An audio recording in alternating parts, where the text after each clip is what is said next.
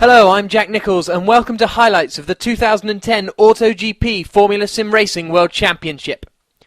Round 5 of the championship took place in Spain, around the Circuit de Catalunya. This is the preferred testing track for most drivers due to its high diversity of corners. While there was nothing unusual about the front row, the qualifying session produced several surprises.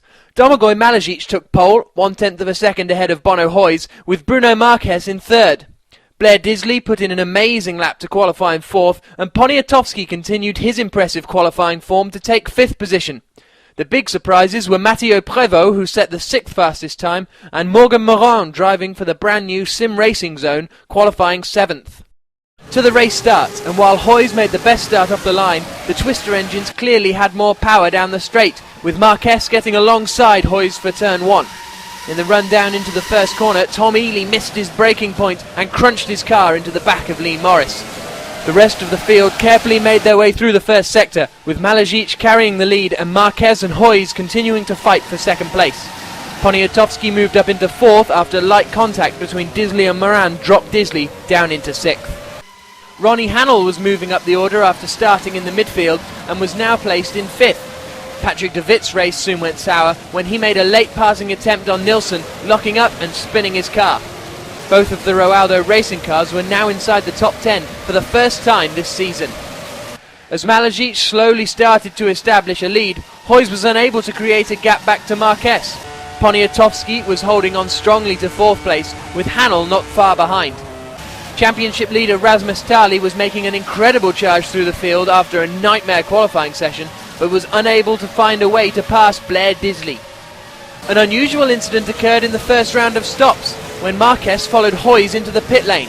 Not realising that Hoyes was pitting in the first stall, Marquez ran straight into the back of the Precision Motorsports driver, destroying both cars.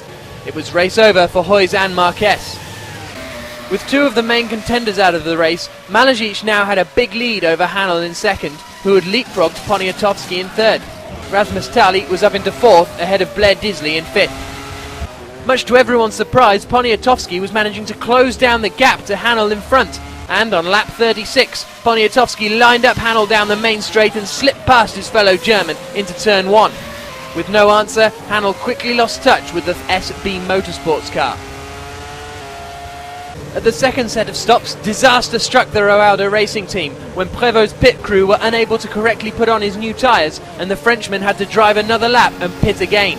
A frustrating error that cost the Roaldo racing team a sure top 10 place. As the race drew to a close, Malezic's lead continued to grow, with the Croatian completely dominating the Grand Prix. And while the rest of the positions looked like they'd been decided, a painful strike of bad luck hit both Poniatowski and Hoyes, with both drivers suffering electrical failures on the final lap, forcing both to immediately retire.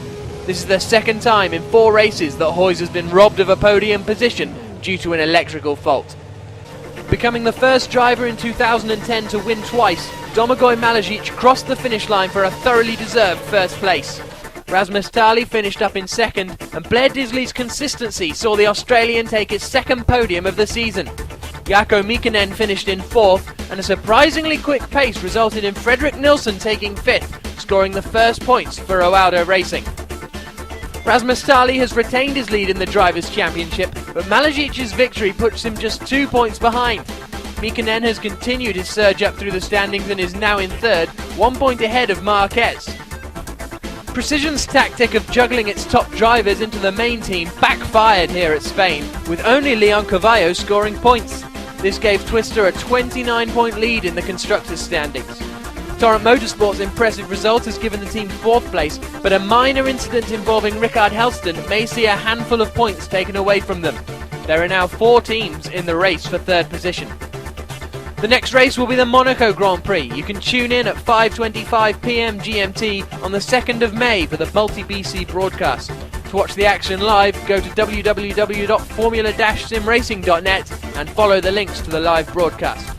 We hope you've enjoyed this presentation. I'm Jack Nichols, and we'll see you on the streets of Monaco for the next round of the AutoGP FSR World Championship.